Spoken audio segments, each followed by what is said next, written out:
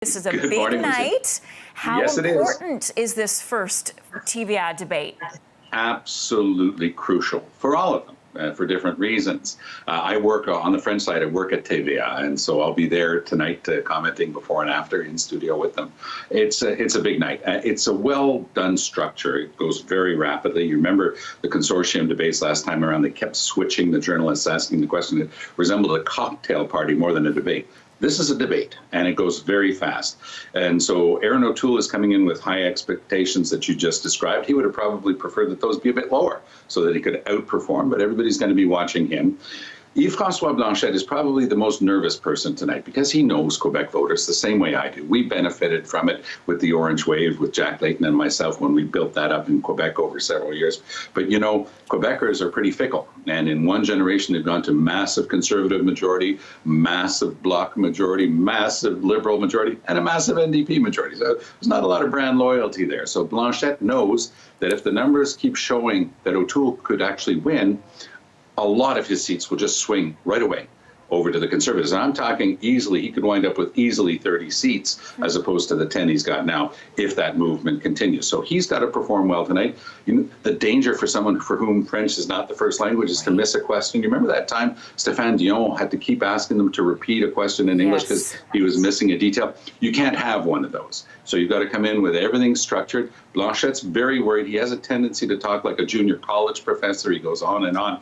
That guy better not show up tonight. He's got to be much more on his game. Trudeau himself probably praying that there's a group of anti-vaxxers outside that'll say bad things to him so he can play the victim and blame O'Toole. But he's an excellent debater. He will have had lines well tailored and prepared for him. He'll have practiced those perfectly. He's great at delivering that type of prepared line. So he's got to be at the top of his game. He can't lose anything. In the outlying areas, Marseille, he's not that strong. He's got a rock-solid support on the island of Montreal. He just can't have any slip-ups. Singh is well-liked in Quebec. Unfortunately, the NDP's numbers are so low right now. Yeah. It's doubtful that they'll be able to do anything more than hold on to the one seat that they have because of the very popular Alexandre Boulriste. It's interesting that Ruth Anne Brasseau has come back to her old riding of Berthier Masquinongé, but it would take a perfect storm of splits of votes for her to be able to make her way through.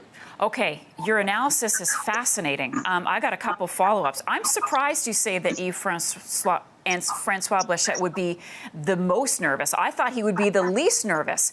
But when it comes to mastering French, as you touched on with Aaron O'Toole, he's not strong in French. How much does that matter to Quebec voters? Not a lot. His French is equal to, if not better than that of Jack Layton during the Orange Wave.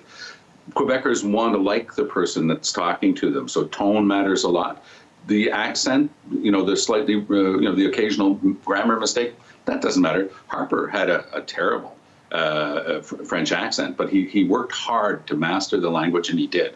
And O'Toole's done the same thing. People know that when he came in a year ago or so, his French was pretty shaky at best, and now it's darn good. I mean, you know, he gets through all the questions and he handles himself, I think, fairly well. So he is going to be the object of everybody's attacks tonight. I mean, Trudeau's going to go after him hard. Blanchet has to go after him hard because I'm certain that Blanchet is very worried because he knows, Marcia, this tendency in Quebec to have massive swings to one party or another, depending on what people are being told. If they're told that there is a real chance of a Conservative government, you know, like any minority, they don't want to be left out.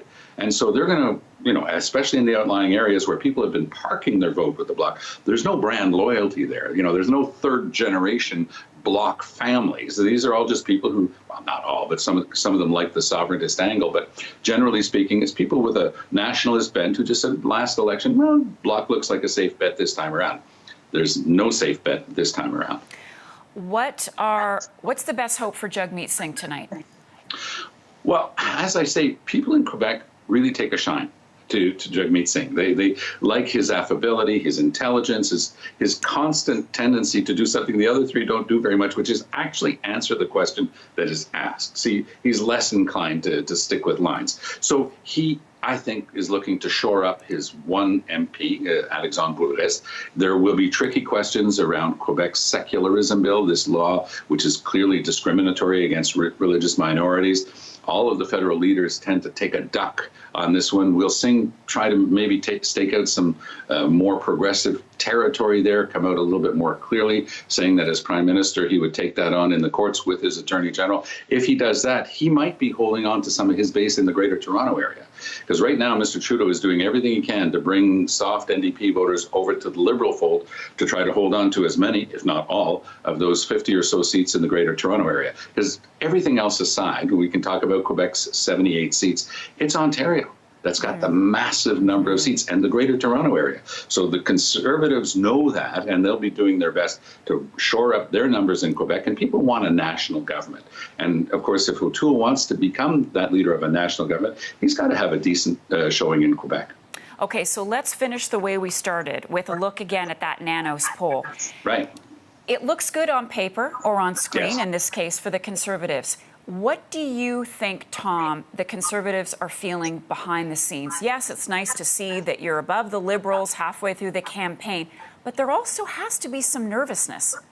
There is some nervousness, and I talked to a very senior Conservative the day before yesterday about this.